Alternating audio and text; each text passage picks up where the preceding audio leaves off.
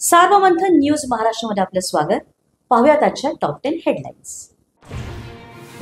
उद्धव ठाकरेंच्या दसरा मेळाव्याचा खर्च 63 कोटी, भाजपचा आरोप, तर शिंदेच्या शिवसेनेने खर्चावर भाष्य करणं टाळलं।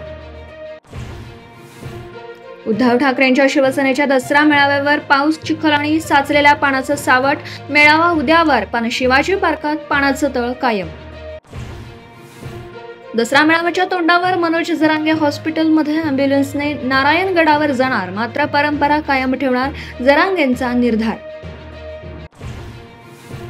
एसटी प्रवर्गातल्या समावेशासाठी धनगर समाज आक्रमक, जालना नांदेडमध्ये मेंढ्यांसह रास्ता रोको। फॉरेन्सिक अहवालात दोघांनी गाडीवर हल्ला केल्याचं नमूद, अनिल देशमुखांचा दावा, तर निवडणूक आयोगाने देशमुखांवर गुन्हा दाखल करावा, भाजपाची मागणी। राष्ट्रीय स्वयंसेवक संघाच्या दिल्लीतल्या शताब्दी समारंभामध्ये पंतप्रधान मोदींची उपस्थिती, विशेष टपाल तिकीट आणि नाण्याचं अनावरण। पाकिस्तान क्रिकेट बोर्डाचे प्रमुख मोहसिन नक्वींनी बीसीसीआयची मागितली माफी, नव्याने सुरुवात करण्याची याचना, सूर्यकुमारला दुबईला येऊन ट्रॉफी आणि पदक घेऊन जाण्याचा प्रस्ताव।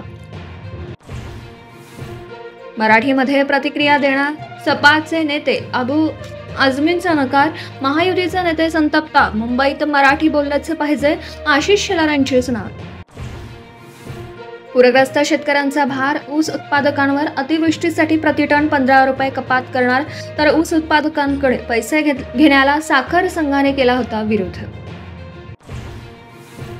कल्याणमधील केसी गांधी शाळेत विद्यार्थिनींना टिकली बांगड्या घालण्यावर बंदी, पालकांमध्ये संतापाची लाट, ठाकरेंच्या शिवसेनेकडून टीडीएमसी शिक्षण विभागात तक्रार। सार्वमंथन न्यूज महाराष्ट्राला लाईक करा, शेअर करा, सबस्क्राईब करा।